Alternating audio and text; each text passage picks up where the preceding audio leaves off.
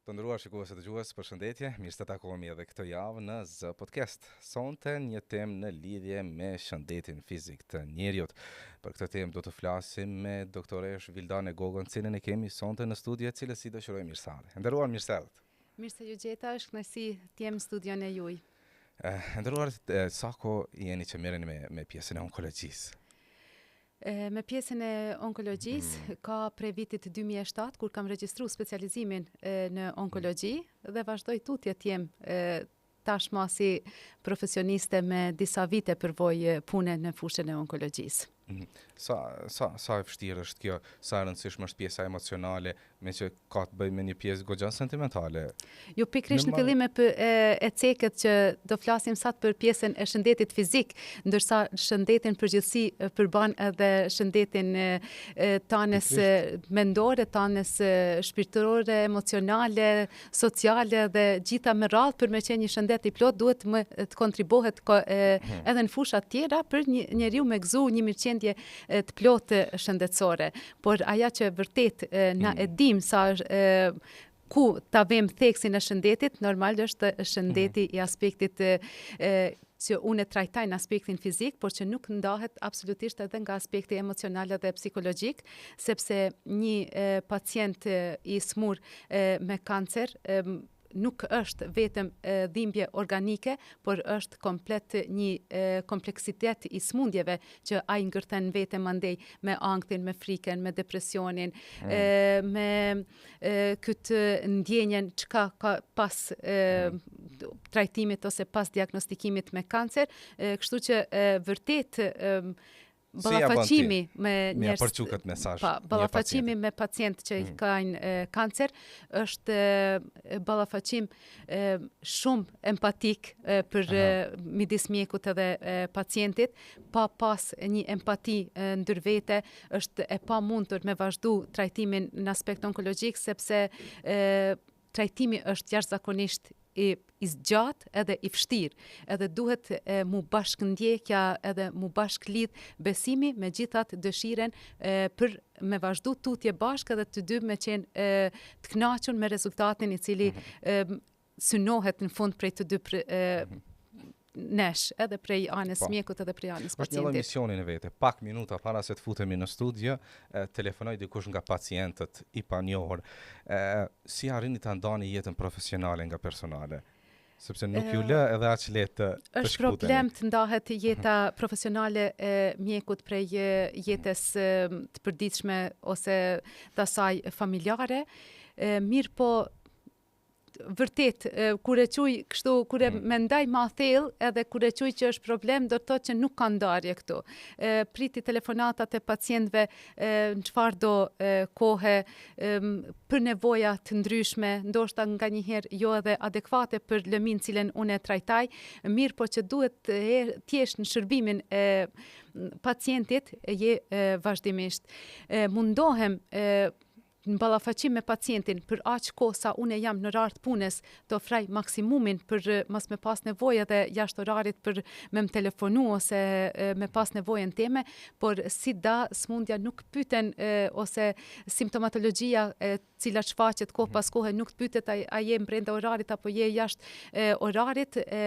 Pacientë cilët janë të lidhur me ty, ata vazhdimisht kanë qef me qenë kontakt me ty për çdo gjatë qoftë edhe që nuk është e natyrës tande për me të konsultu ose për me të informu.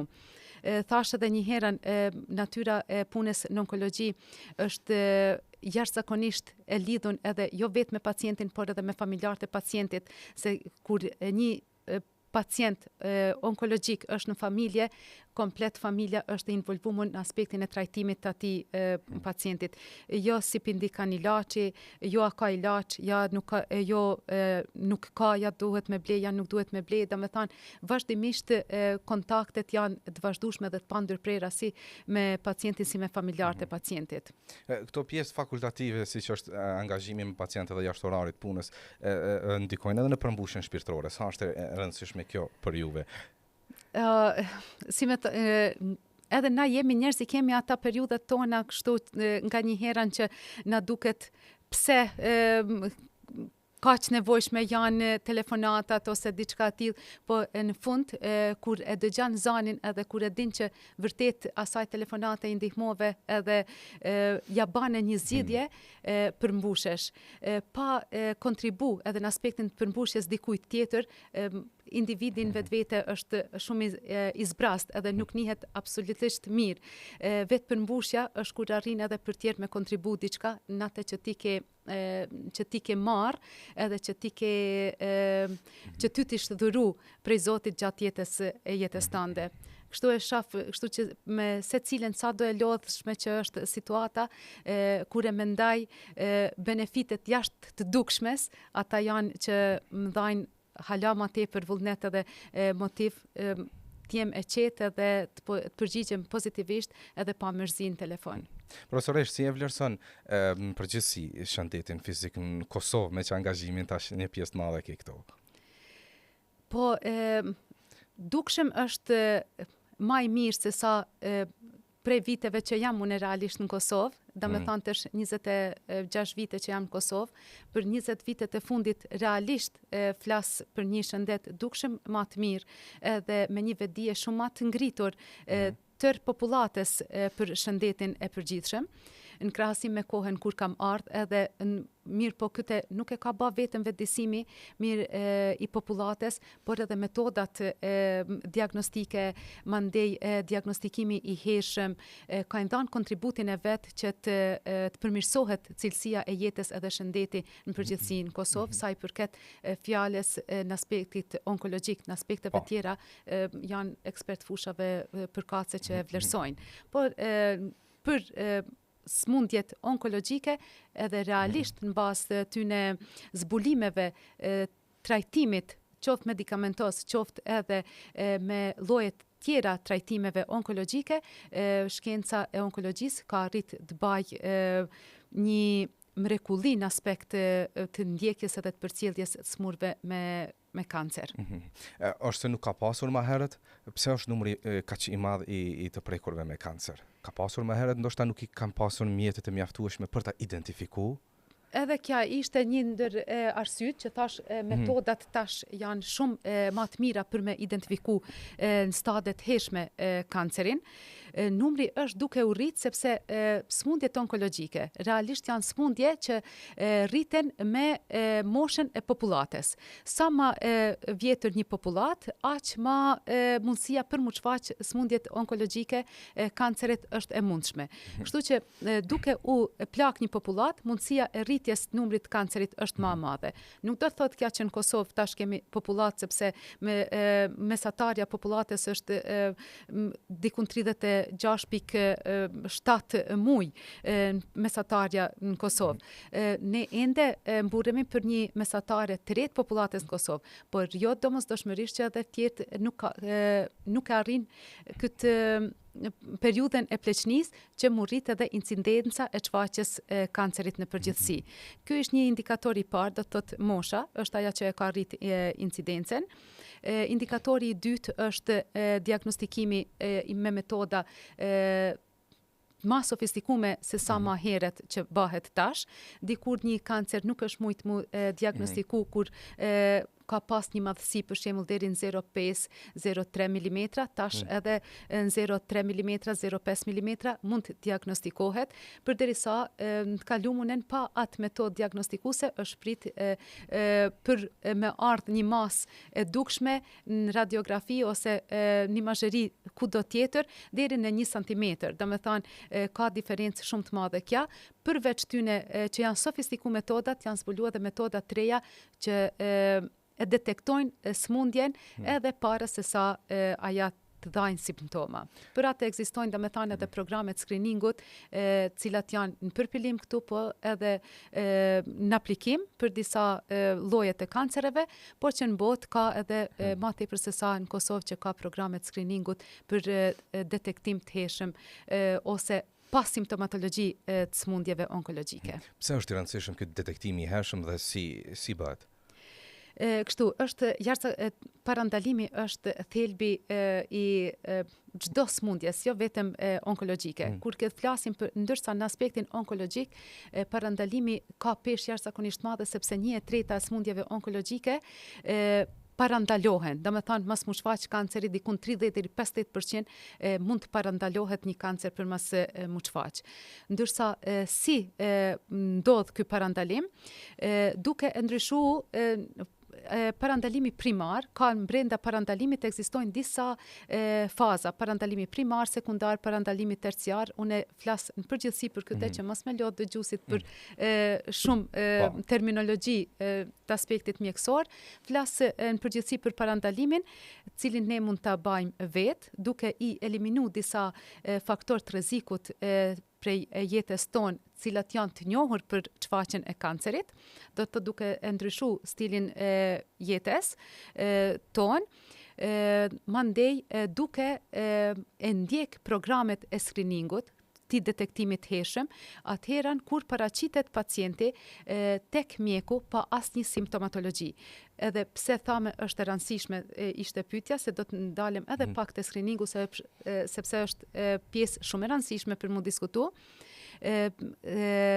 Do të them atë që patjetër e bam potencë shumë fjales screening, se pacienti kur detektohet herët një kancer, ai nuk ka nevojë për trajtime matutje onkologjike. Mund të ndodhë të ketë vetëm një nevojë trajtimit kirurgjikal ose çfarë do tjetër nevoje të veprimit, ndërsa tutje mas ketë nevojë të hyj as problematikave të kimioterapisë, as strezatimit, as imunoterapisë, target terapisë ose çfarë do terapie tjetër. Domethënë kur sehet pacienti prej intervenimeve të mundimshme edhe të zgjatura onkologjike. E para, e dyta, ta trajtime janë jashtëzakonisht edhe të shtrenjta, kur sehet në aspekt edhe buxhetor komplet shërbimi shëndetësor. Edhe tjetra, kur detektojmë diçka e ma heret, mbijetesa është shumë ma madhe, prognoza është shumë ma mirë se sa te pacient cilët kishin detektu një smundje shumë vonë e jo gjatë periudhës të screeningut ose atëherë kur ishte paraqit pacienti pa pas simptoma. Si t'ja bëjmë para simptomave, a mund të kaloj kjo në obesitet? Çka ne kupton para simptomave? Ekzistojnë domethënë programet screeningut për kancer gjirit, për kancer qafës të mitres, për kancer kolorektal, edhe tashni janë duke u përpilu programet screeningut për kancer të mushkrive. Na tash gjithë pacient cilët kategorizohen që duhet me hy në screening, në këtë depistim të hershëm për smundjen e tyre, do të thotë ata grupohen mbas disa karakteristikave të personit. Jo çdo njeri duhet me hyn këtë fazën e depistimit të hershëm ose detektimit të hershëm. Do të thotë janë karakteristikat individuale të një pacientit që duhet me ndjek programin e depistimit. Nuk ka nevojë, do të thotë nëse ka moshën e lidhi me obezitetin, nëse ka moshën mbi 50 vjeçare, edhe është obez, duhet të bëjë një kolonoskopi, do të thotë të hyj programit depistimit hershëm për kancerin kolorektal. Ose një femër obeze mbi moshën 50 vjeçare është e nevojshme patjetër një mamografi. Do të thotë ka faktor të riskut që duhet t'i plotësoj pacienti për me hyrë në program të screeningut. Qofshin ata të lidhun me moshën ose me stilin e jetës, që e ceke qofse fitan mbi peshë ose bëhet obez, edhe në anën tjetër me dukuri tjera që mundet me pas pirja duhanit, pirja alkoolit, atëherë normalisht që janë kandidat potencial për screening për kancerin e pulmonit ose kancerin e mushkrive. Do të thotë janë programe të veçanta që duhet mi ndjek secili person për me zbulu një smundje herët në organizmin e tij.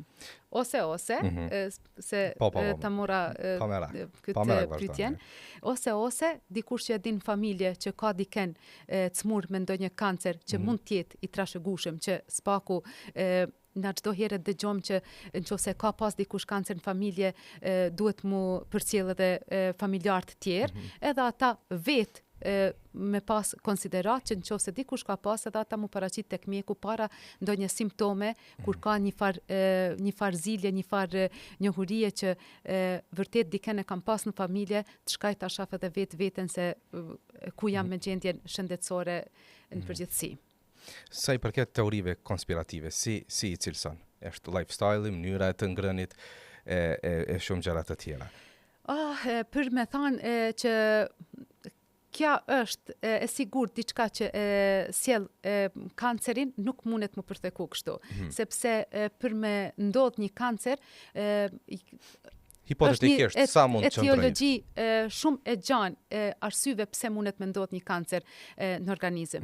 Ka shumë teori, jo vetëm konspirative, po teori të vërtetume, që duhet me ndodh një dëmtim në ADN-n e qelizes, për aja qeliz tutje mas me mujt për mu riparu, ose për mas me vdek, por me vazhdu ciklin e saj jetësor nën veprimin nën autonomin e vet, duke mos i përfill sistemin imunitar tjetër të mbrojtës të organizmit njeriut, por me ardh deri te rritja e një kancerit. Do të thotë duhet me ndodh një shkaktar.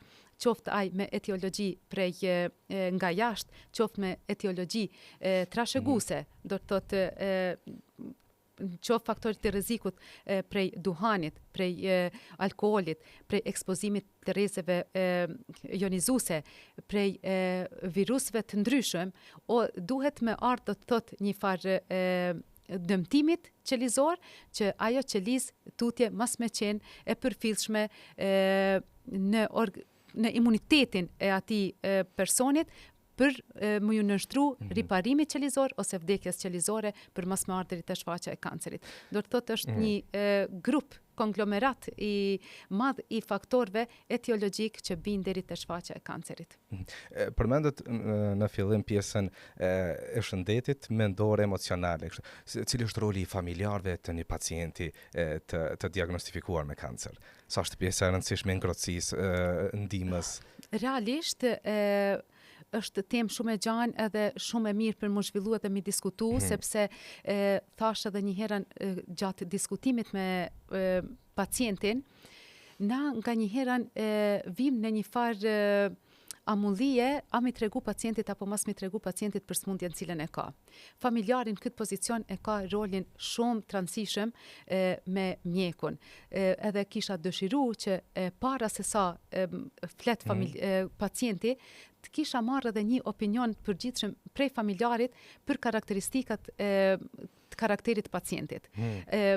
Sepse praktikohen këto. Po, edhe edhe këtë na praktikohet kja, edhe realisht edhe unë dëshiraj për me marrë këtë që me ditë nëse vetë nuk mundem fillimisht me vlerësu në aspektin e parë kontaktit me pacientin, a mund t'ja tham të vërtetën apo nuk mund t'ja tham të vërtetën, kisha dashur që prej familjarëve të konsultohem a është çfarë karakteri si është përballu gjatë jetës me sfidat ndryshme të jetës që i ka pas deri në momentin e diagnostikimit.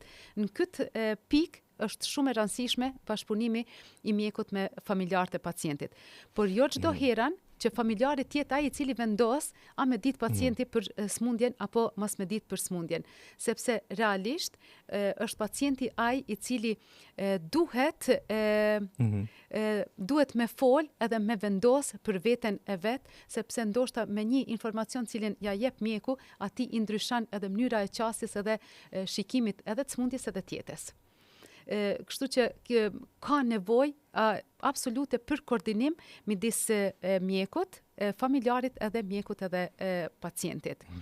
Çka kisha dashur të ceki edhe diçka që pacientë cilët kanë mbështetjen e familjarëve, janë pacientë cilët janë ma të gëzuar, edhe janë pacientë cilët e përballojnë ma lehtë secilin trajtim edhe secilin intervenim i cili i rekomandohet prej mjekut ose prej terapive që aplikohen.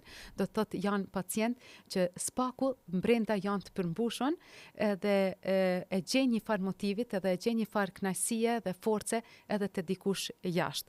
Për dallim prej pacientëve që vinë vetë edhe nuk kanë dikën tjetër edhe janë si më thanë të pa mbrojtur nga ana emocionale është dhënjes shpresë prej njerëzve të rrethit ose për kujdesjen prej rrethit, sepse realisht nëse të mungon edhe jashtë dikush mu marrë me ty për smundjen cilën ke, na dim edhe jo vetëm për këtë smundje, por edhe për çka të tjetër që njeriu ka nevojë të shprehet edhe jashtë me diken, jo vetëm vazhdimisht me veten e vet, po edhe dikush ta dëgjoj mendimin tënd, qoftë me të dhënë kritikë konstruktive, qoftë çka do që kishte mujt diçka për me bashkëbisedu, por muni një farë çlirimit që mundet që e kërkan me pas organizmi duke u shpreh me diken. Edhe në pjesën e trajtimit më pas, sado që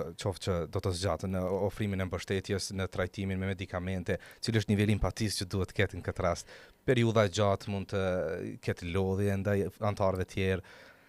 Kryesisht pacientat sidomos këtë e ceki, gjinia femërore janë ata që si duket e kanë marrë shumë barrën e përgjegjësisë familjare, edhe kur ata smuren thonë u bana barre familjes. Duket që vazhdimisht kanë qenë kontributdanse në familje, që prej tyne është mbar shumë çka në familje, edhe tash kur ata smuren, dyshojnë që e lodhen diken, dyshojnë që ka me zgjat shumë kja punë e lodhshme, edhe nuk e bajnë vetëm këtë kasavetin ose dertin e vet, por edhe të pjesës familjarve, qoftë asaj të lodhjes fizike, qoftë të lodhjes emocionale, por edhe të lodhjes materiale gjithsesi që e kanë konsiderate dhe e shprehin. E përmendë në fillim elementin e pjesës zhvillimit teknologjisë në identifikimin, diagnostifikimin e sëmundjeve. Është e prekur edhe reparti juaj me pjesën e inteligjencës artificiale në pjesën e ndihmesës, ndoshta identifikim, trajtim? Po, është trend global tash mundësia ti inteligjencës artificiale për mu përdor, është padyshim është shumë aplikueshme për onkologjia është jashtëzakonisht e gjanë, për atë edhe ka nevojë që na ndonjëherë edhe të konsultohemi me këtë pjesën e inteligjencës artificiale, por ma tepër tash për tash aplikimi i saj është në aspekt radiologjik, se sa në aspekt onkologjik, sepse ndryshe është kur jepet një imazh për mu pa dhe për mu procesu, ndryshe kur është në pyetje një smundje onkologjike e cila lyp trajtim edhe lyp prezencë të mjekut në interpretim të rezultateve edhe vërtet në interpretim të asaj vështirësisë të përballjes me smundje onkologjike. Por nuk do ta mohoj që inteligjenca artificiale ka mundësu informacionin më të shpejt edhe më të saktë për secilin prej nesh. Duke njohur lifestyle-in ton të përditshëm dhe specifikisht jemi në sezonën e verës, çfarë këshillon, cilat janë këshillat që ti mendon që disa gjëra po i bëjmë gabim dhe duhet me do e mos të përmirësojmë? E para që më shkan mendje nga aspekti onkologjik është ekspozimi në diell gjatë sezonit të verës, se cili prej nesh e lidh me fushën e vet. Për shembull, unë e tham ekspozimin në diell sepse aludajt e kanceri i lëkurës. Nuk është e nevojshme ekspozimi në diell për marrjen e vitaminës D? Është e nevojshme në kohë edhe në periudha të caktuara kur dëmtimi është më i vogël se sa përfitimet. Kur janë kohat? Koha e ekspozimit në diell tjetë prej orës 10 deri në 12 edhe prej orës 3 deri në ora 5,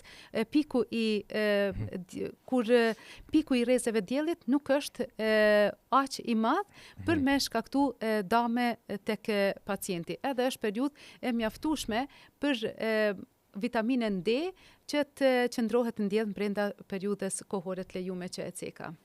Dhe tjera ka ushqimit normal, jo vetëm gjatë sezonit verës, por te sezoni verës do të isha ndalë më tepër te hidratimi, kjo ka të bëjë me tek pirja ujit normal sepse lirohen me pirje të ujit edhe me djersitje gjatë verës lirohen mjaft toksina cilat ne me njëherë për llogarisim si të damshme për organizmin edhe munden me ardh deri tek ta me sjell deri te dëmtimet qelizore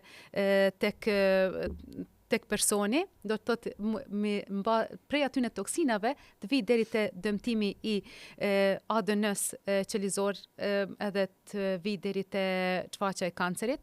Mandej është thash jo vetëm gjatë verës, tash do të mos pirja duhanit, kur e dim se një prej faktorëve themelor për kancerin e mushkrive është pirja e duhanit, pirja e alkoolit, për disa kancere është rrepsisht e ndaluar në mënyrë totale pirja e alkoolit ose zvoglimi i konsumimit për disa kancere tjerë në bazë disa hulumtimeve, edhe mandej ushqimet tjenë ushqime të lehta, t'jenë ushqime me plot fibra, me plot vitamina, edhe tjetë ushqimi në kohën e caktuar, jo me ndru bioritmin ose me ndru përditshmërinë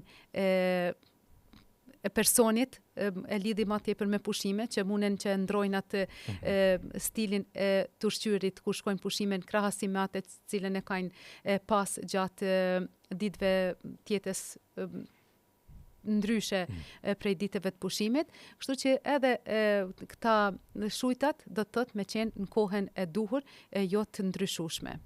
Shkak i kancerit traktit gastrointestinal, pankreasit, ndryshimet në tajitje mandej të enzimeve të pankreasit, të enzimeve të mëlçisë, komplet traktit biliar. Profesor, ka shumë për secilën pikë ndoshta diskutohet, por u përpiqem që brenda 30 minutave të përmendim sadopak mesazhin përgjithësi. Kështu që ne ju falenderojmë për gjitha këto që i ndat me ne. Faleminderit juve për ftesën, mu koha më shkaj shumë shpejt, besoj që kanë përfitu dëgjuesit sadopak prej gjithë kësaj cilën kemi cek deri tash. Ju uroj gjithë dëgjuesve edhe juve në veçanti shëndet dhe pushime të këndshme. Faleminderit.